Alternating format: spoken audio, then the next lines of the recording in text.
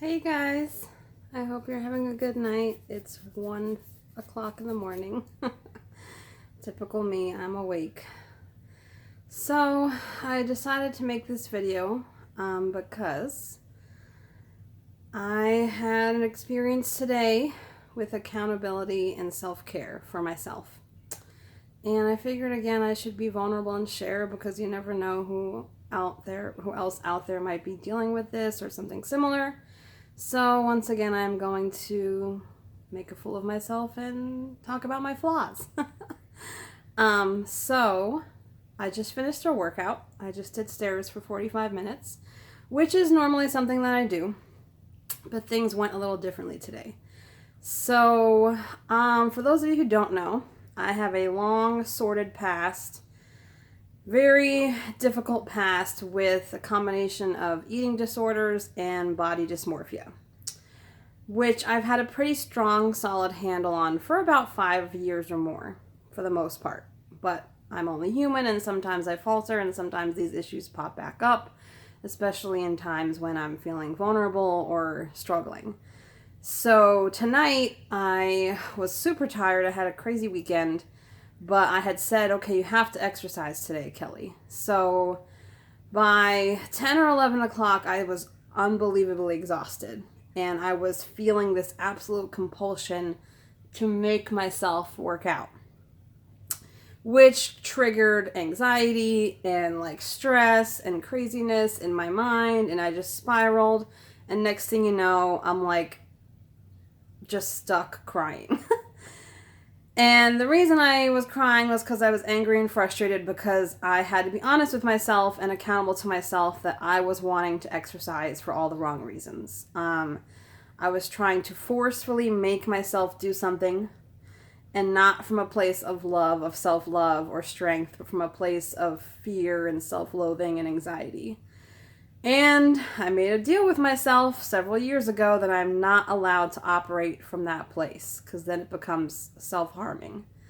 So I knew I couldn't exercise because I didn't want to, it didn't feel right or good, and I got frustrated because I'm having anxiety about my body image issues recently. So with that being said, I fell apart for a few minutes. I was kind of a mess. And then after that happened, I felt a little bit of relief, letting those emotions out. And then I picked myself back up and I said, okay, do something you know will cheer you up. And of course, everybody knows my favorite thing is dance. So it never fails. If I put on some videos, some dance videos, some of my favorite dance videos, choreography, it will always make me happy and make me feel better.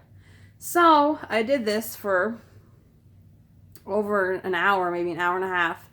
And I ended up getting into such a good mood that I then naturally, from a happy place, wanted to move my body to feel good. Not because I had to, but because it just felt like the right thing to do. I was happy watching these dance videos. It made me think of dancing. It made me feel good. And then I was like, ooh, well, I mean, I can't really dance right now. My neighbors wouldn't appreciate it at midnight. So I said, okay, well, you know what? Let me go do stairs. Now I'm allowed to, because it's from a place of love, of self-love, and not force.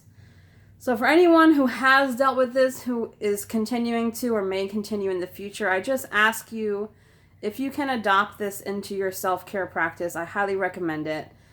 It does require having uncomfortable conversations with yourself. It does require sometimes brutal honesty with yourself, and sometimes patience, because yeah, I could have been asleep by now if I had worked out at 10 or 11, but I would have been doing it for the wrong reasons.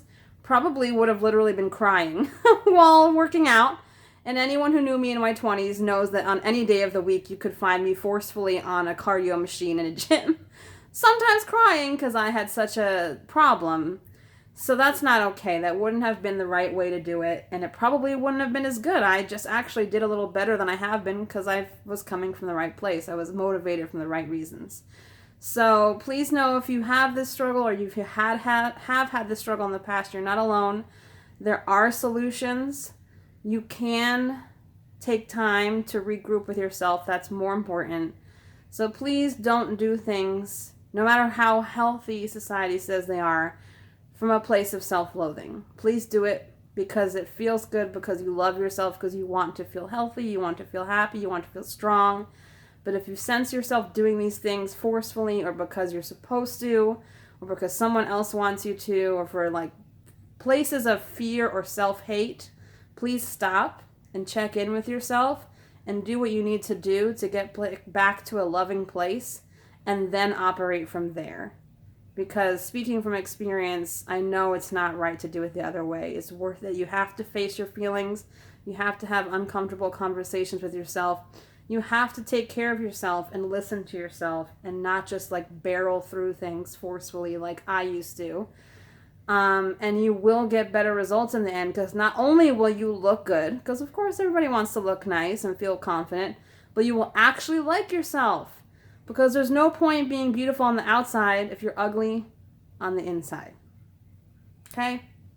So anyway, I hope this helps somebody. I need to take a shower and go to sleep because I have to get up again in the morning and work out again before game night. So anyway, I love you guys and I will see you later.